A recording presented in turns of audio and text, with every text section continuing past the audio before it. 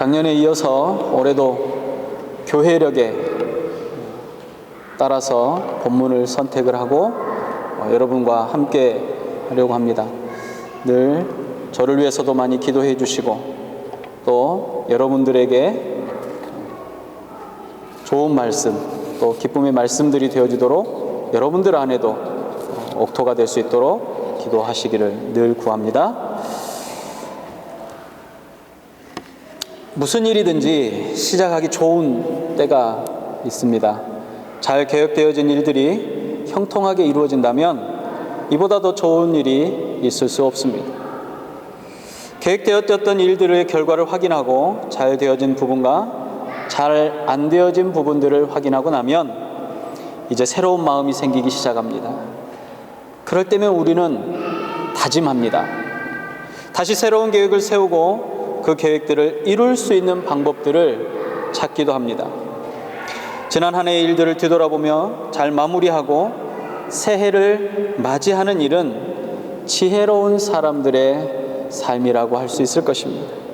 지혜롭지 않거나 계획적이지 않는 사람들이라도 계획적인 사람들로 만들어주는 때가 있다면 바로 지금과 같은 시기일 것입니다. 매일 30분씩 달리기를 시작하겠다. 새해에는 금연을 해야겠다. 올해는 시험에 꼭 합격해야지.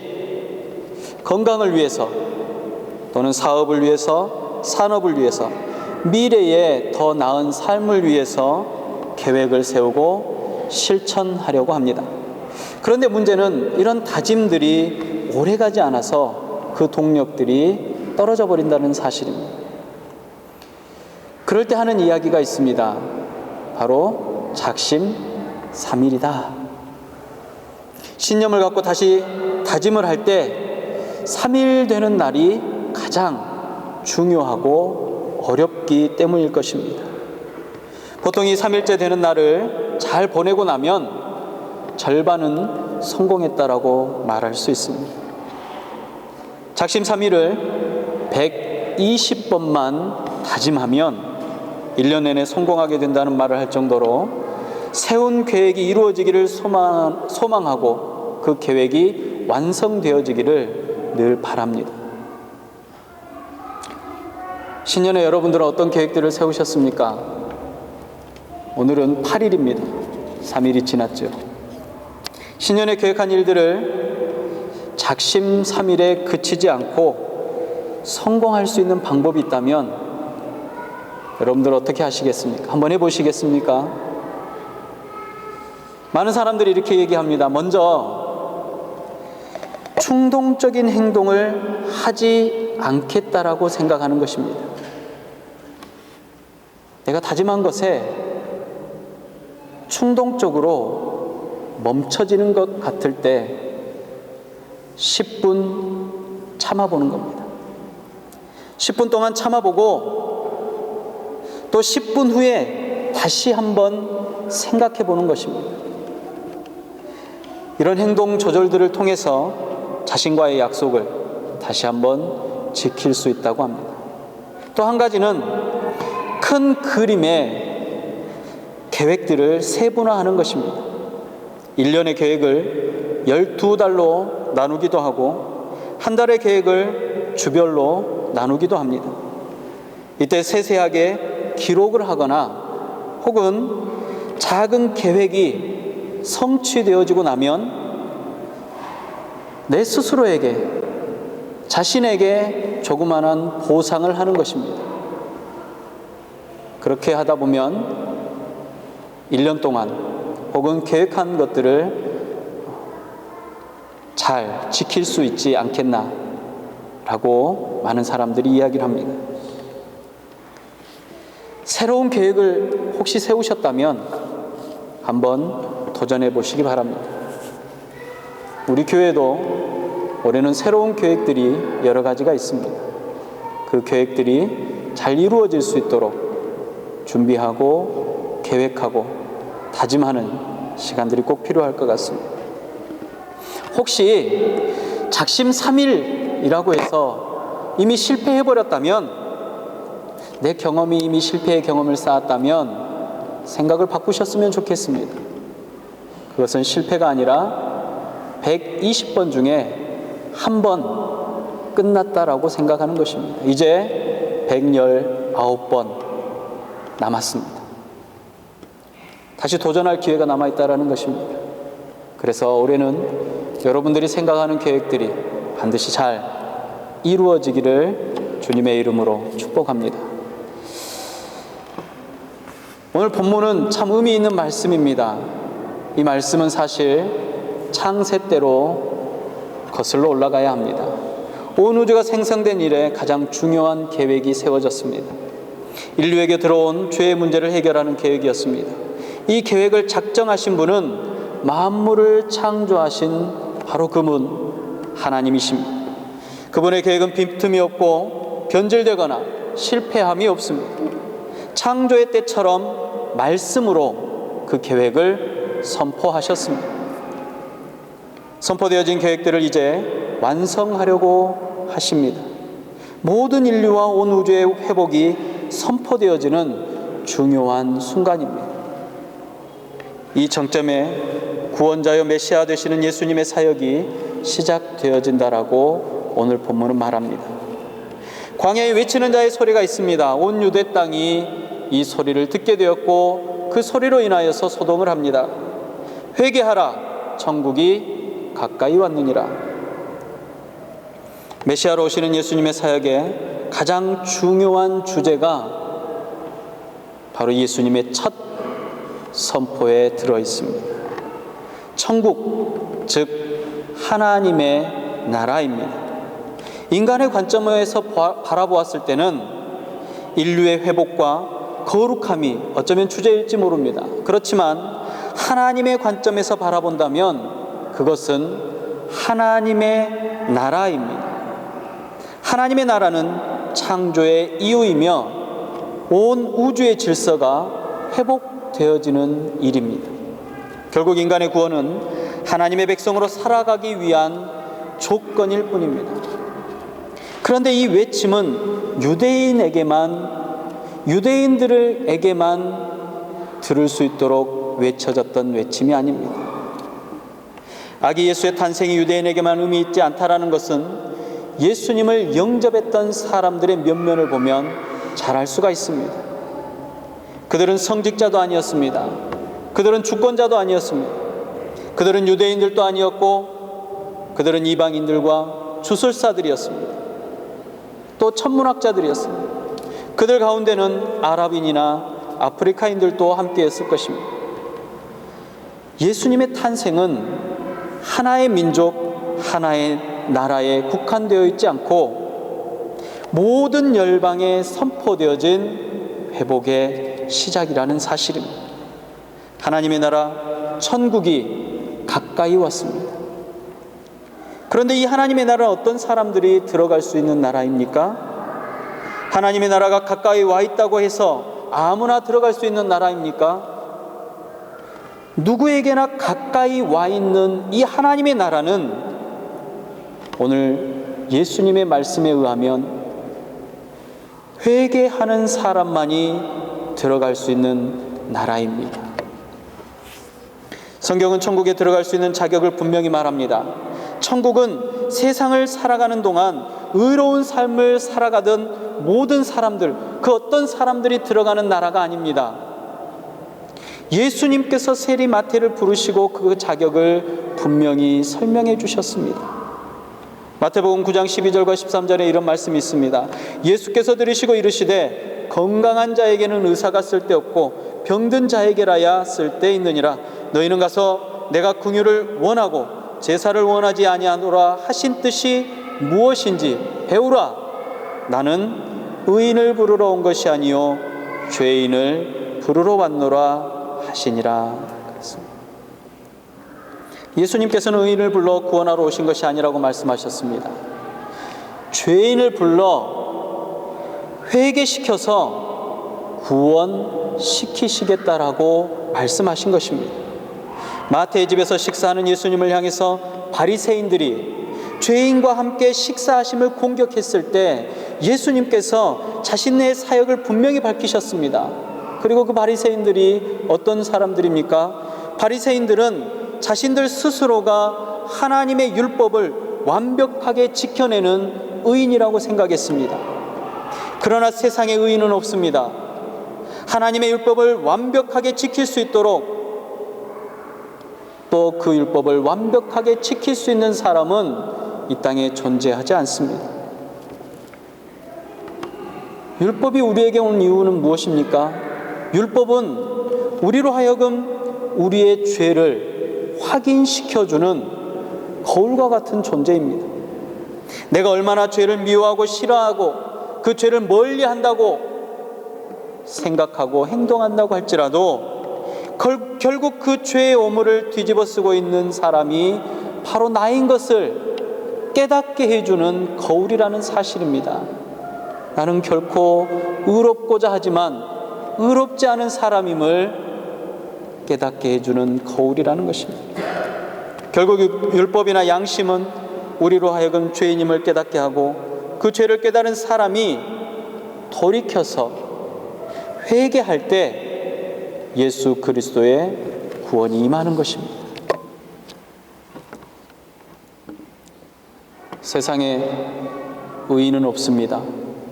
한 사람도 없습니다. 모든 인류는 아담의 후손으로 태어났습니다. 아담의 죄는 그 혈통을 인하여서 모든 후손에게 유전되었습니다. 로마서 5장 12절은 말합니다. 그러므로 한 사람으로 말미암아 죄가 세상에 들어오고 죄로 말미암아 사망이 들어왔나니 이와 같이 모든 사람이 죄를 지었으므로 사망이 모든 사람에게 이르렀느니라 라고 합니다.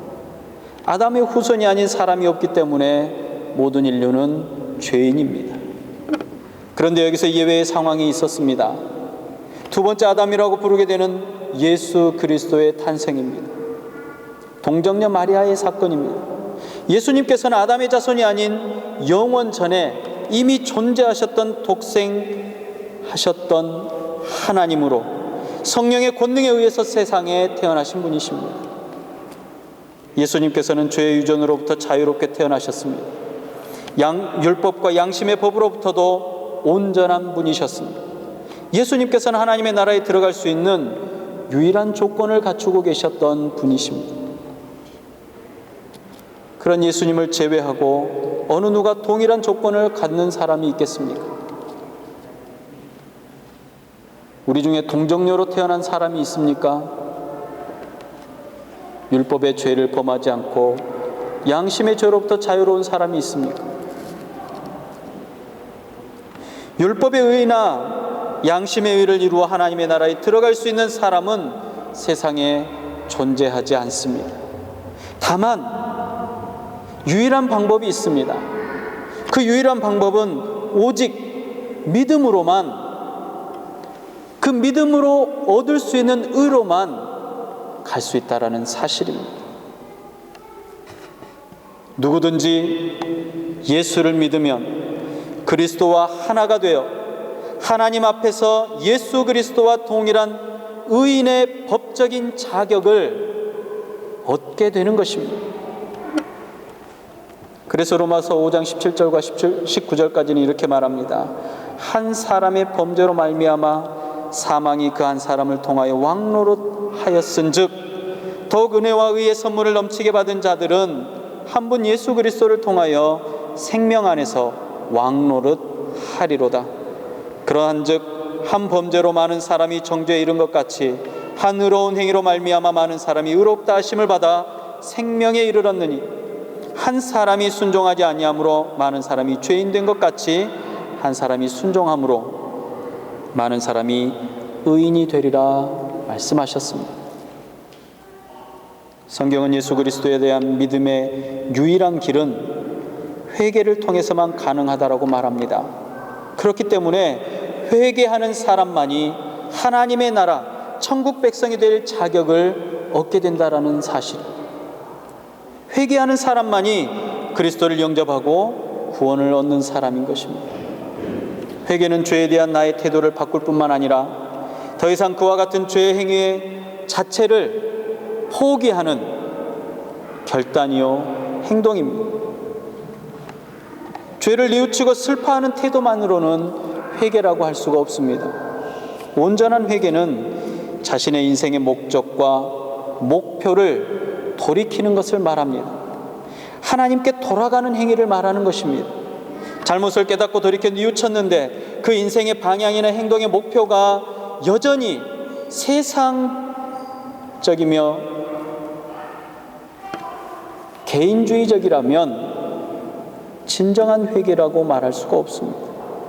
인생의 목적과 목표가 세상을 사랑하는 사람이라면 나를 사랑하는 것입니다. 나를 사랑하는 것은 죄의 첫 번째 되는 근본 원인이기 때문에 우리는 그것을 회개라고 말할 수도 없을 뿐만 아니라 구원을 얻을 수 있는 조건도 되지 못합니다. 그렇기 때문에 회개한 사람은 반드시 하나님을 향해서 돌아서는 사람입니다. 그리고는 하나님을 향해서 담대하게 전진하는 사람을 말합니다. 사실 우리는 우리의 죄의 개수나 크기나 그 어떤 질량적인 부분만을 생각하려고 합니다. 그렇기 때문에 그 죄의 문제를 해결하기 위해서 부단히 노력하지만 결국은 제자리 걸음입니다. 다시 제자리로 돌아오게 되어 있습니다. 회개의 시작은 바로 예수 그리스도를 믿지 않음입니다. 예수 그리스도를 믿지 못했던 것들을 회개하지 않는다면 그 회개는 시작조차 하지 않는 것입니다. 로마서 16장 9절은 말합니다. 죄에 대하여 함이라. 이것은 저희가 나를 믿지 아니함이라. 예수님께서 죄가 무엇인지를 설명할 때 죄는 메시아로 온 그리스도로 온 예수 그리스도인 나를 믿지 않는 것이 바로 죄다라고 말씀하셨습니다. 우리가 먼저 회개해야 할 죄는 율법적인 죄나 양심적인 죄가 아니라 하나님의 사랑을 거부하고 메시아로 오신 예수 그리스도를 믿지 못한 죄입니다. 우리가 하나님 앞에서 회개해야 할 가장 중요하고 가장 먼저 된 죄는 우리에게 오신 예수 그리스도를 믿지 못하는 죄라는 이야기입니다. 새로운 해를 맞이하고 새로운 계획들을 세워서 의미 있는 삶을 살아가기를 원하는 때가 바로 지금입니다. 그런데 그 모든 계획과 목표가 오직 나를 위한 것이라면, 오직 나의 가정과 나의 삶과 이 세상의 것이라면, 그것이 우리의 목표뿐이라면 다시 한번 생각해야 합니다. 창세전에 하나님께서는 우리를 통하여 계획을 세우셨습니다. 그 계획을 통해서 우리를 구원받은 백성으로, 성도로, 사랑하는 자녀로 부르셨습니다. 그 부르심을 믿는 믿음 안에 하나님을 향해서 돌아서서 담대하게 걸어가는 것입니다. 오늘 성경이 말합니다. 예수님께서 비로소 전파하기 시작하기 위해서 가버나움으로 가셨다라고 말합니다. 여러분, 가버나움은 어떤 곳입니까? 예수님께서 나고 자라셨던 나사렛을 떠나서 기거했던 곳입니다. 주요했던 사역지입니다. 그곳에서 예수님께서는 백부장의 종과 왕의 신하의 아들을 고쳤습니다. 베드로의 장모를 고쳤습니다. 중풍병자를 고쳤습니다. 각종 병든 자들의 병들을 고치셨습니다. 또한 귀신 들린 사람들에게 귀신을 쫓아내주셨던 곳입니다. 그 어떤 지역보다도 예수님의 기사와 이적이 특별했던 곳입니다. 예수님께서는 가버나움에서 이렇게 수많은 기사와 이적들을 행하셨습니다. 그것은 일반인으로는 할 수 없는 하나님의 권능이었습니다. 신적인 능력이었습니다. 그런데 가버나움 사람들은 이렇게 많은 기사와 이적들, 하나님의 권능을 목격했음에도 불구하고 회개치 않고 예수님을 영접치 않았습니다. 하나님께서 보내신 예수님을 믿지 않았다라는 사실. 그래서 예수님께서는 소돔보다 더 악하다는 이야기를 하시고 그곳이 곧 무너질 것을 예언하셨습니다. 그곳은 하나님의 심판을 받게 될 것이라고 경고하셨습니다. 예수님의 예언대로 로마가 쳐들어왔을 때 가버나움은 건물이 하나도 남지 않고 다 멸망하게 되었습니다. 지금도 가버나움에 가면 그 회당이 지붕이 없습니다. 벽이 온전하지 않습니다. 집터들만 있는 그 위에 베드로의 장모 집이라고 해서 베드로 기념교회만 새로 지어져 있습니다. 예수님의 예언대로 그것은 멸망한 것입니다. 나와 나의 가정, 우리의 교회도 마찬가지입니다. 거룩함으로 오시는 주님의 능력이 이미 우리 안에 가득합니다. 주님의 권능이 우리의 선한 목자교회 안에 언제나 함께하고 있습니다. 사람의 생각과 사람의 힘으로는 도저히 이룰 수 없었던 일들이 우리의 지나온 삶과 우리 교회 안에 가득했었습니다. 그런데도 우리는 예수 그리스도를 믿지 못하는 죄 아래 있지 않는지 한번 돌아보아야 합니다. 우리의 삶의 곳곳에 하나님의 관심과 관여하심이 가득한데도 감사하지 않고 오직 자신만을 위해서 살아간다면, 이 땅에 이 세상의 기준만을 위해서 살아간다면, 회개치 않는다면 가버나움의 교훈이 바로 우리의 교훈이 될 것입니다. 새해를 맞으며 계획하는 일들이 형통하시기를 바랍니다. 무엇보다도 메시아로 오신 예수님을 알아가는 계획들이 세워지시고 완성되어지시기를 바랍니다. 특별히 삶의 자리에서 역사하시는 하나님의 은혜가 더 풍성해지시기를 축복합니다. 보다 더 축복하는 것은 이미 가까이 온 하나님의 나라의 백성으로 합당한 삶을 살아가시는 여러분들이 되시기를 주님의 이름으로 축복합니다. 기도하겠습니다.